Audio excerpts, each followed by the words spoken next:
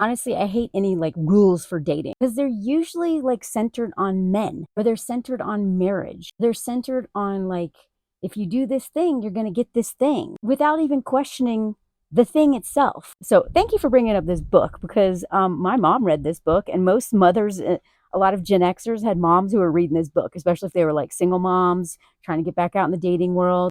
This book. Now, okay, before I criticized it, I do think it had a lot of valuable lessons in terms of like women not being so easy. I don't mean easy like schmegely. I mean, I'm a big old slut, right? And I'm proud of it. And I write about it. And I, it's like one of the most empowering things I've ever done. But I did it. I did it with men I didn't want to date. You know, I did stop sleeping with dudes that I actually wanted to date. And it's not because I wanted them to respect me. It's because I didn't trust my trauma responses, nor should I didn't trust oxytocin. And also because most men are liars, which I would usually find out after I'd slept with them. But if I'd actually like properly vetted them and given myself time and patience to see if I actually want to connect with them on that level, I would have found out they were full of crap long ago. So in the way I approach dating was, there's dudes that are like, might want to date. I played that very slow game with that. What is the hurry? I can get laid anytime I want. So then that's the other thing, is I had another category. So my dog's sleeping, so I'm just going to use his foot as a little microphone. I had another category of dudes. Those are dudes that just passing through town that I will never ever want to date, that I literally just want them to eat my, and that's it. Goodbye. Don't even need to know your name. Don't care. This is consensual, good fun between two adults. Don't want anything else from you. Don't care about you, and that's fine, right? And so now, not all women can do this approach. For me, I needed to separate the two. But either way, I still think women should be really patient with dating, because these men are so good at manipulating us because they lie. They lie all the time. We tend to give them the benefit of the doubt, in part maybe because of the family system we grew up in, and being, having a dad who, normalized men doing terrible things, or, a number of things. But because it's a systemic problem too. Patriarchy itself has taught us to give men the benefit of the doubt. We still do. We still, I mean, women too. A lot of times women are quick to believe men over women. You know what I mean? Like, we all do this. So we give men the benefit of the doubt when we really shouldn't. And so because of that, I started realizing that if I'm going to date and I'm going to play this game, because that's what it is, because it involves power. We do not live in an egalitarian, men still have most of the power. So if I'm going to play in this game, I'm going to protect myself. And one of the main ways I can protect myself is to not rush it and make assumptions about this man being a good person until he proves me otherwise. No, I'm going to assume he's a terrible person until he proves otherwise. Because when I didn't do that, I almost died. So the thing that I actually appreciated about the rules, I went and like looked all this up for y'all, like, because I actually want to remember, I want to know what I'm talking about. And I remember thinking that book was weird back in the day. It did have some good points. And I think one of the reasons why it was written is because it was seeing that a lot of women, now that they could have bank accounts and stuff, and were more independent and didn't necessarily need men as much, they were just like, what the hell? And so they were starting to be more aggressive with like asking men out and just doing stuff. And I get that urge. That's what like I've said in one of my last videos, I hate waiting around. I'm someone who gets things done, right? Like, I'm tired of like men not knowing what they want to do and not just telling me if they like me or not. But men are not going to do that, because most of them are going to exploit us. Right? Why would they tell us, I don't actually like you, I'm just going to sleep with you for a couple of years until I find the one? They're never going to say that. They're just going to get whatever they can, your emotional labor, your body, your house, because they usually want to move in with you too. They're going to get all that stuff for free with no commitment, losing nothing, really gaining everything. And why would they be so dumb as to tell you, hey, I'm going to use you? They're not going to do that. So what the rules was trying to do was like, help women like respect themselves, respect their time, make men work for this. You want this, you better work for this, dude. Just because I have just because I don't have to get married in order to survive doesn't mean that you don't have to do anything, right? The problem I have with the rule, I can go through some of them, is they're still centered on men, and like tricking men and manipulating men, and not even seeing men as individual human beings, rather something to achieve, something to catch, and even like lying in order to do that. I have never co-signed that. And it's also the main objective to be marriage. Now, I haven't really talked about the benefits of marriage much, because I really think that the main narrative is like, marriage is the thing, but it's not.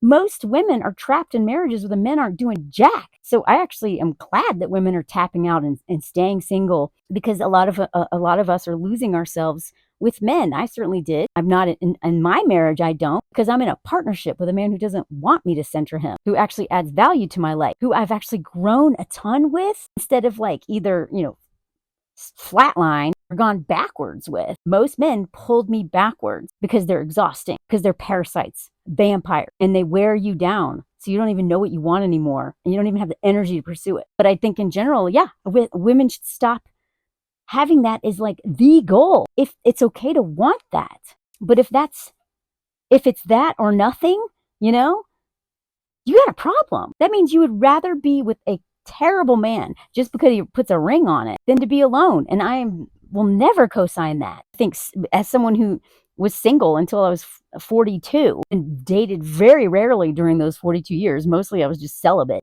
I know how hard it is to be a single woman who's doing her thing, not centering men, living her best life, and how hard it is to do that because society, friends, family, like internal messaging is like, well, you're losing. Why are you like that? You never have a plus one. Like, it's so hard to be single. So I am here to empower women to be single and stay single and date yourself and all that stuff. And for those who are in a position where they are ready to date because they've actually dealt with their trauma and their codependency and have been unpacking patriarchy and how much we center men, even if we don't even know we're doing it. For those women, I think it's good to have like some non-negotiables, to have very high standards, to learn how to use discipline for yourself in terms of like not chasing after these breadcrumbing guys and being like, don't you see how great I am? I'm the one. No, I'm not a car salesman, right? We should not be trying to sell ourselves, which is what the rules is all about. It's like, look at it. There's like all of these things. These are like the very condensed version. Like, I agree, don't meet him halfway or go Dutch on a date. But also, it's like, have him pick you up at your house. What? Are you kidding me?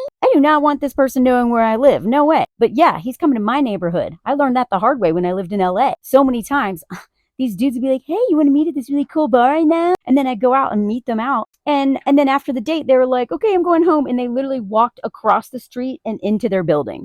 You know what I mean? That to me reeks of entitlement. So what I try to help women see in their dating life is the entitlement of men. That is a huge red flag. A man who is lazy and entitled, first of all, he's not going to treat you well. He's definitely not going to eat your, you know what I mean? And then he's going to slowly chip away at your confidence and make everything about him. And then you will never be the writer you always wanted to be or doing the cool stuff that you want to do, because everything is going to be to service him. And it starts really early in the relationship. So that's why I'm like, nope. Every time a man wanted me to meet him in his neighborhood, and I only did this a few times, and because I have to learn the hard way, he was usually a total prick. Like, some of these rules, again, I don't think y'all, this need for there to be rules is all about control. There's no context, there's no nuance, and it gives you a sense of comfort that if men just check all these boxes, they're not going to abuse you or unalive you or exploit you in any way. And I'm sorry, no list that I can give you will ever be a guarantee for a man not ruining your life. All I try to do is help women see the truth in themselves, to see the truth in men.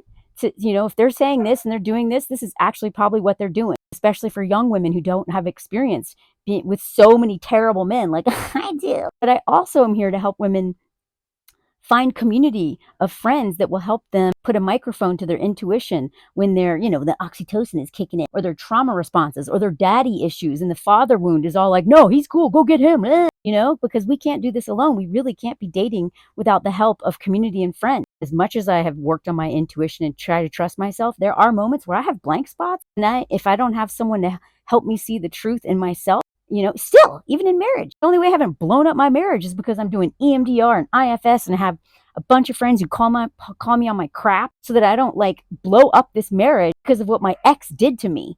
All this crap, like always in the date first.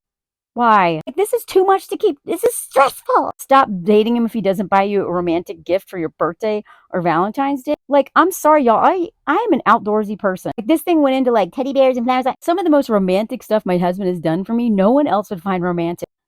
He knows me. He knows what I like, what means a lot to me. So again, there's all in every one of these rules, there's some BS where it's like, no, that doesn't really apply. I think one of the rules was like, don't talk about your emotions too much. I don't like. Yo, I hate anything that blocks you from your intuition. It blocks you from what makes you uniquely you. For instance, I do not have a diamond on this ring because I hate diamonds. I hate rings. I hate, like, everything has nuance. That's why these rules, A, they're about a lot of times about control, but B, they still center men instead of yourself. I'm here for women connecting with themselves.